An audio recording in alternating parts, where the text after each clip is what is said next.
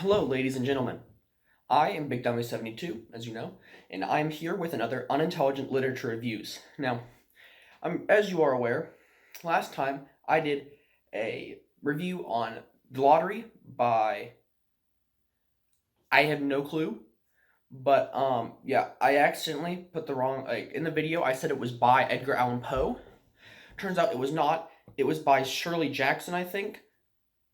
So to Edgar Allan Poe, I'm sorry for calling you a dumbass, but you know, I still meant it. So, you might be dead, but if you are hearing this, that's to you. I still hate you. Now, today we're going to be doing a review on a play. It's also a piece of literature. I brought my literature book. This thing's like 10 pounds. Every time I look at it, it makes me want to kill myself, but today we're going to be reviewing Romeo and Juliet.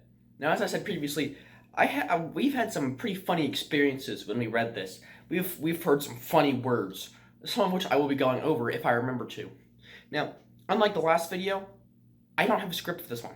I'm going completely off book, so if I suddenly just blank out in the middle of the thing, I'll try to edit it out, but if I don't, that's just me being lazy and dumb. So, don't expect it to be as high quality of ranting as it is in the last one. Let's get started. I have to figure out what page it is. I'm a moron. I think it's like, 1,000?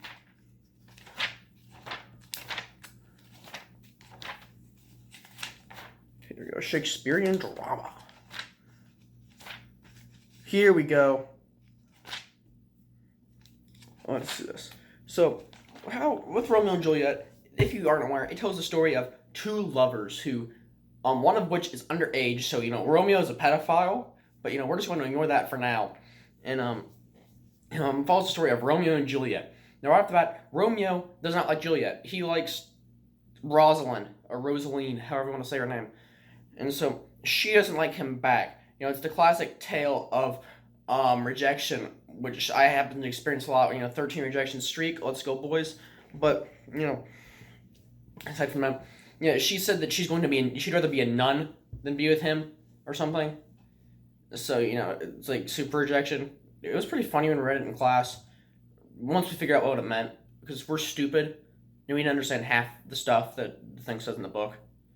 So, basically, in the story, Romeo and his friends, the jokesters, the boys, back in the old day, and if you watch the movie, they look like a bunch of jackasses. They have, yoga pants on. They look gay. Really gay. So, so they go to this party that's being held by the Capulets, because Romeo is a Montague. The Capulets and Montagues are fighting. I don't remember why. I don't even know if the book says why. If it does, I'm not gonna go find it or put the effort forth to go figure it out. But they're fighting.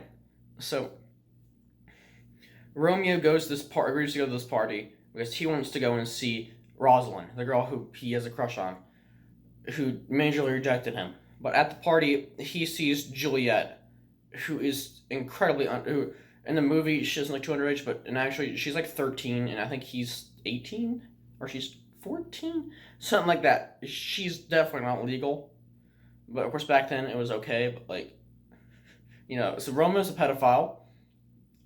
So we get that off the bat. He's attracted to her, and he starts off by kissing her right off the bat. Nothing leading up to that, because he is very rash. He's dumb, and he's very, what's the word against an I? Impulsive. There we go. So he makes decisions based off his emotions. I think I don't know the word for that. It was on my English exam, but I'm too lazy to remember it. So anyway, Romeo and Juliet meet up. They fall in love at first sight. Then I almost killed myself reading it, because I played Romeo throughout all of it in my Romeo acting voice. And I was basically just trying to be as stupid as possible, but at the same time, somewhat serious. His voice acting is somewhat interesting to me. So, we had that right off the bat. That's kind of just messing around. My English teacher, she seemed to appreciate my acting, and that's why I got to play Romeo every single time, which is a good thing, because I'd stall her a little bit. I'd speak somewhat fast, but I learned the art of stalling. So basically, there was 2 times where we took the test a day late because we stalled her. We got her to repeat entire chapters. Technically, it's not chapters; it's scenes and acts. It's separated in like 3 or 4 acts, and in each act is a couple scenes. It's play stuff. I'm not in the drama, so I don't understand. But anyway, so at the party, Romeo and Juliet hit it off. Then Romeo follows Juliet and stalks her secretly in the bushes outside her castle, where she then confesses his love to him, or confesses her love to him, but she doesn't think he's there. Then he shows up out of the bushes because he's no longer being a stalker, and then he admits that he likes her. So woohoo. Then turns out that so Juliet makes Romeo go away because Romeo is he's in danger there. So here is where we see the first funny word, where Mercutio, or what's it called, Mercutio, him and Benvolio and some of the other guys, they're messing around and they see Romeo. So this is where I'm not gonna go find the word because I remember something. I think the word is flesh fish, something like that. It basically they mentioned something like that. One of them does, but the word, when we first saw it. So how our room goes is, at the time I was sitting in the front until I got moved to the back because I was very disruptive. Because I'll get into that later. I got moved to the back for a thing called Project DVR Block. I'll get to that point eventually, but we were sitting there, and so there's a person. I'm not gonna say his name because I haven't asked for his permission yet. But he's sitting in the back of the classroom, and so the layout is teacher desk here, student desks here, here, here, and then one in the middle. He's sitting in the very back middle. He has his computer, he has his laptop out, and so we found the word, and we asked our teacher, "Hey, excuse me, Miss Blank, I'm not gonna say her name. What does this word mean?" And she says, "Oh, it's nothing that important, it's nothing that bad." So he turned around and go, look it up. He pulls up incognito mode, and so he looks it up, and the teacher's like, "Don't say it, don't say it." I go, and he's like, and he's telling us, come here, look at it. Yeah, so the word flesh fish, or whatever it's called, it means a competitive circle jerk. So we had a fun time with that. Then 5 seconds later, it says something like "weak in the hams," which refers to weak in the hamstrings, and they are tired from having so much sex. And so that's why we were having a good time in that English class. We were enjoying ourselves. There's some more funny phrases. Basically, every time anything could be interpreted sexually, we did. Like, someone said, "Pull out your naked weapon." We found that pretty funny. It was referring to unsheathing a sword. But we're retards, so we found that funny because we thought it meant penis. Anyway, so after that, what happens next? I'm not gonna look at that thing.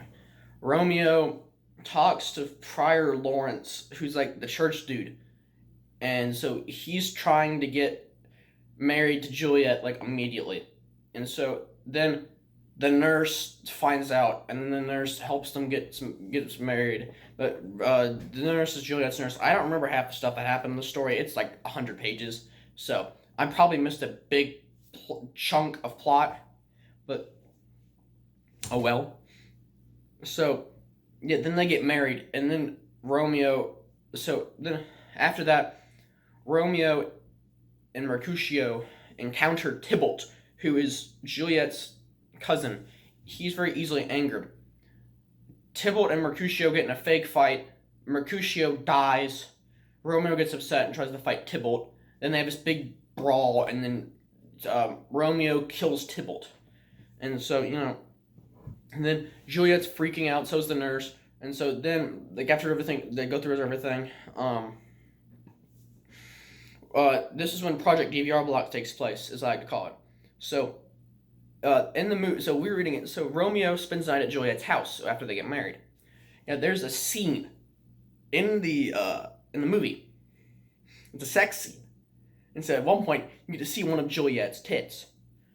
We thank you YouTube. There was a video. If you want to see it, I'm not gonna play the video because nudity. I don't want to get flagged or adult the restricted video thing. So There's a scene. Just look up Romeo and Juliet, 1968 or 1969 or whatever year it was. Sex scene. It's the first thing. It's like some dude in some other language posted. So if you do want to see it, just look there. It's like 3-4 minutes in, but be warned because the first couple minutes is just Romeo's ass. So that wasn't fun. But we had a plan. So there in our room there's a DVR. It's like sitting up there behind the teacher's desk. That's the thing that controls the TV, the monitor, whatever it is. It's basically it's a TV, but with a projector screen.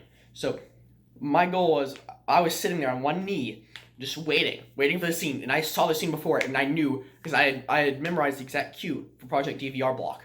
So the second the scene starts, I jump up and whoosh, block the DVR, and almost run my teacher over. And so I thought, this is it, we won, we're going to see the scene. And then she does the unthinkable. She pulled out a remote, and she just presses the button, and the TV turns off. And then I cried. I have a video of this. I'm waiting for my friend, the person who was sitting in the back, who kept pulling up incognito mode to look up the words. He also recorded it, so thank you to that person who remained unnamed because I don't want to name anybody. So, thank you. If he responds in time, I will have the video put here. If there's no video after this of Project DVR block, he did not respond in time. My Christmas break ends in basically it's this. Today's Saturday, so Sunday, Monday. I have 2 more days. If you include this, I have 2.5. So, I kind of want to die right now. I wish we had a longer Christmas break, but at the same time, I have some stuff that I'm going to do in the situation. So, Now, on to the next part. That's out of the way. We get into the, what happens next? I got myself off track. Damn it. Romeo and Juliet have sex. Project DVR block. Romeo goes into hiding. He goes, basically, the Prince Aeschylus, or Eschatus, whatever his name is, the dude who's in charge, he exiles Romeo. And says if he ever comes back, he'll kill him. And so, Juliet's family, who's also Tybalt's family, they want him dead. And so, and when in exile, Juliet and Friar Lawrence come up with a plan. Juliet fakes her own death. She drinks a little sleep potion, which I don't know how that works because that's not possible. Like it makes her dead, but then she comes back to life. I don't know. Shakespeare is almost actually no. He's probably more of a dumbass than Edgar Allan Poe is. But after that, Juliet fakes her own death, and then Romeo's friend or servant, I don't remember his name, but yeah, he tells Romeo, "Oh, Romeo, Juliet's dead."